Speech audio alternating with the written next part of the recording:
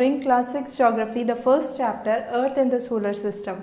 Now, starting with the solar system, let's understand how this name came into existence. Now, solar is derived from sol, and sol in Roman means sun god. As a result, all the words that were formed from sol, like solar, denotes those related to sun. So what we will study in this chapter is the solar system, the major elements of solar system and Earth in particular. Now before we start with all these, let's understand a broad picture where most of the students are a bit confused.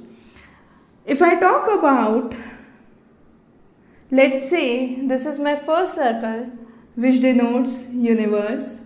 And this universe is made up of numerous galaxies.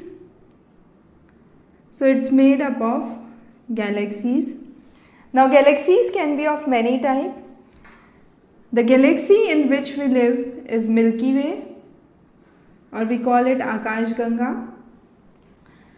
Within this galaxy, let's say this is the Milky Way galaxy, and within this galaxy we have the solar system, or I could say in broad terms you have the star systems that exist. And one such kind of star system, or one such kind of a star is sun, and we have the solar system, which is the element of this universe. So you have, I'll repeat again, within the universe you will have numerous galaxies. One such galaxy is Milky Way. Solar system is part of Milky Way. Now let's start with galaxy. When I talk about galaxy, I can say it's a system which includes stars, interstellar elements and the dark matter as well. So Milky Way, as I said, is one such galaxy which contains the solar system, and you have the Hubble classification, which is used to identify various types of galaxies. Under the Hubble classification, you have three broad categories that are defined: the elliptical galaxies, the spiral galaxies and lenticular galaxies.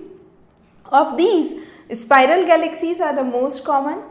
You have Andromeda as the most common example of a spiral galaxy, and Sombrero, which is a kind of unbarred spiral galaxy. So spiral galaxies could again be divided into either unbarred or barred spiral galaxies. And you have Sombrero, which is an example of unbarred spiral galaxy. The most distant galaxy that was discovered or confirmed as of March 2016 is GN-Z11. So that's considered as the most distant galaxy. Now, when we talk about within the galaxy, you have constellations. So before constellation, let's talk about the celestial bodies. So celestial bodies include sun, moon or objects in the night sky if we confine ourselves to the solar system. Now celestial bodies can be of two types. One, those which emit light, and one, those which do not emit light. The bodies which emit light are classified as stars. The bodies which do not emit light, a good example could be planets. Now let's talk about the celestial bodies here. So here you have sun, which is the star, and around this star you have the numerous planets that revolve. So you have the 8 major planets that we talk about, and beyond the Kuiper belt you have the Pluto. We'll understand this in detail when we'll talk about the planets. Between Mars and Jupiter exists the asteroids, which is a kind of belt of small rocks that exist between Mars and Jupiter. Now, Sun is one kind of star. We have numerous stars that are present in the solar system, or the kind of star systems we have, and the arrangement is defined in a certain manner which is known as constellation. The North Star is also known as the pole star, and it indicates the north direction. When we talk about planet, the word planet was discovered by Greeks and it was named as Plantae. The Plantae in Greek means wanderers. So these objects were considered as wandering into the sky when we look at.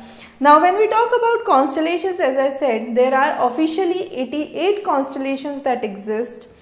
This was declared by the International Astronomical Unit. Of these, 12 are the constellations based on which you have the 12 zodiac signs, and these are the shapes of the 12 major constellations, that is Aquarius, Aries, Cancer, Capricorn, so on.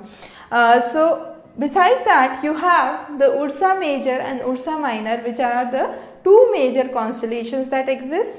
Now the yellow section of the Ursa Major is also known as the Big Dipper or the Big Bear. This is a shape of a bear, so it forms the shape of the bear, so it's also known as Big Bear.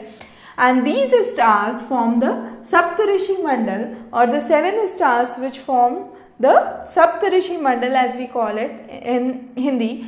Now beyond this you have the tail, and at the tail you have the brightest star which is known as Elliot, and this is the brightest star in the Ursa Major.